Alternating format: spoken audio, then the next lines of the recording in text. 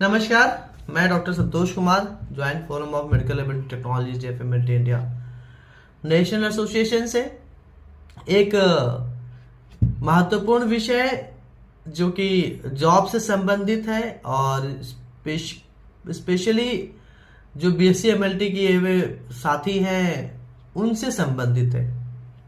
जैसे कि आपने थंबनेल में देखा होगा कि डिग्रीधारी मेडिकल लैब टेक्नोलॉजिस्ट को क्या नौकरी मिलेगी नहीं मिलेगी, ये विषय हमेशा बना रहता है। ऐसा क्यों है?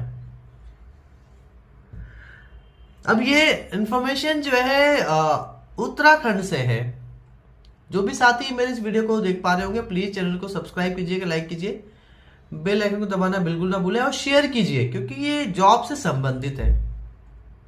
उत्तराखंड में पिछले कई वर्षों से लगभग 20 से मुझे लगता है 26 वर्ष हो गए उत्तराखंड को बने हुए, और उत्तराखंड में मेडिकल लैब टेक्नोलॉजिस्ट की पोस्टिंग के लिए, उनकी नौकरी के लिए, इसके लिए जो है नियमावली नहीं बन पाई। नियमावली का मतलब ये होता है कि जो भी वैकेंसीज हैं, जो भी पोस्ट है, उस पोस्ट पर एक क्वालिफिकेशन तय की जाती है कि इस क्वालिफिकेशन का व्यक्ति इस पद के लिए योग्य है और वो इस योग्यता को रखते हुए इस पद पर नियुक्ति पा सकता है। अब हुआ यह है कि उत्तराखंड में पिछले 26 वर्षों से मेडिकल लैब टेक्नोलॉजिस्ट की पोस्ट पर बीएससी एमएलटी का क्वालिफिकेशन ऐड नहीं हुआ है, और पिछले कई वर्षों से 2011 के बाद से कोई वैकेंसी ही नहीं आई क्योंकि नियमावली नहीं थी।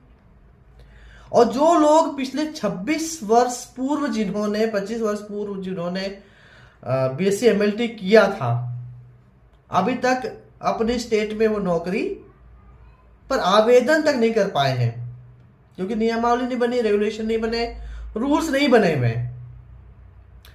तो उस संबंध में उत्तराखंड के जो मेडिकल लैब टेक्नोलॉजिस्ट हैं वो पिछले कई दिनों से हड़ताल पर हैं, जिसको अनिश्चितकालीन हड़ताल भी कहते हैं। मेरे पास जानकारी आई तो मैंने सोचा कि आप सब लोग को बताऊं, और इस विषय में जो है आप सब लोग अगर कुछ सहयोग कर सके, जो भी उत्तराखंड में हैं उनको, साथ ही जागरूक करने का पर्पस ये भी है कि आप अपनी स्टेट में भी चेक करें कि क्या आपकी स्टेट में मेडिकल लैब टेक्नोलॉजिस्ट की पोस्ट पर बीएससी एमएलटी की क्वालिफिकेशन को ऐड किया गया है कि नहीं किया गया है। क्योंकि कई प्रदेशों में पहले पूर्व में डीएमएलटी होता था, तो लैब टेक्नीशियन की पोस्ट आती थी तो उस पर डीएमएलटी वाला अप्लाई कर लेता था। आज भी कई प्रदेशों में डीएमएलटी क्वालिफिकेशन ही रखी हुई है, और बीएससी एमएलटी का क्वालिफिकेशन भी लगातार कई वर्षों से संचालित की जा रही, पास आउट स्टूडेंट्स आ रहे हैं, परंतु वो अप्लाई नहीं कर पाते। तो इसलिए जो है आप सब लोग जागरूक होइए और इस विषय पर गंभीरता से विचार करते हुए जहां जिसको जैसे सहयोग की आवश्यकता है वो सहयोग करें। हालांकि हम लोगों ने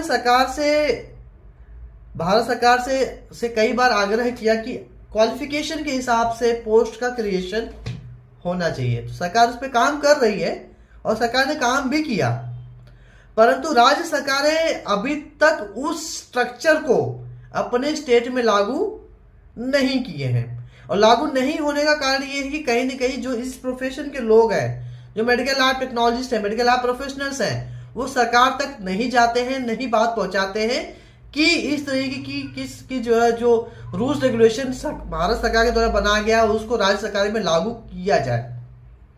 अब एग्जाम्पल के तौर पे जो अगर आपके पेट में दर्द है और आप डॉक्टर के पास नहीं जाओगे तो आपका दर्द तो ठीक नहीं होगा, या डॉक्टर आप तक तो नहीं पहुंचेगा।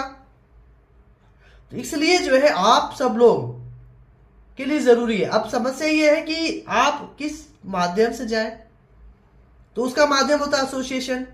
आप जिस भी राज्य में हैं उस राज्य की एसोसिएशन से जुड़िए, अपने संगठन से जुड़िए, आपको सभी प्रकार की जानकारी मिलेगी। कोई समस्या आ रही हो, समस्या का समाधान भी मिलेगा। डिस्क्रिप्शन में नीचे हम व्हाट्सएप का लिंक देंगे, आप उस लिंक से जिस भी स्टेट्स से हैं आप, उस स्टेट के व्हाट्सएप ग्रुप में आप ऐड हो जाएंगे। मैं नीचे स्टेट वाइज व्हाट्सएप का लिंक डाल दूंगा, आप नीचे डिस्क्रिप्शन में ओपन कीजिएगा।